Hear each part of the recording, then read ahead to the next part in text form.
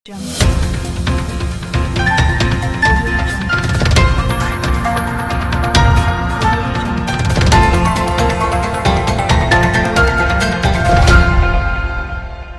Jungle.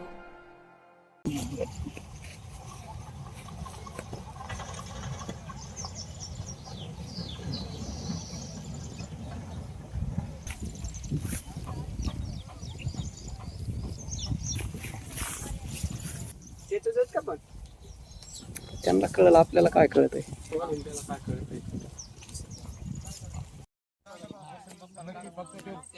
ज्यावेळेस पंजा मारी न्यूजला टाका त्याच्यावर तो हाय गिट्ट्या हाय आम्ही स्वतः बघितलेला आहे. बाकी सोडा पण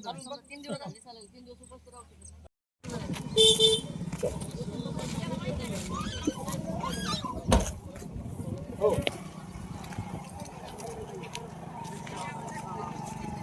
आपले साहेब होते ना. बदली झाली. काय सांगाल सर, आज इथं बिबट्याचा वावर आहे असं काही शेतकऱ्यांनी तुम्हाला फोन करून सांगितलं होतं, तर आपण आला तिथं पाहणी केली, तर काय सांगाल आज शेतकऱ्यांना याविषयी? हा आपण जे आलो ह्या सर्वे नंबर मालकीमध्ये फिरलो त्या ठिकाणी बिबट्याच्या पाऊल खुणा नसून ते तडस असावा असा आमचा अनुमान आहे.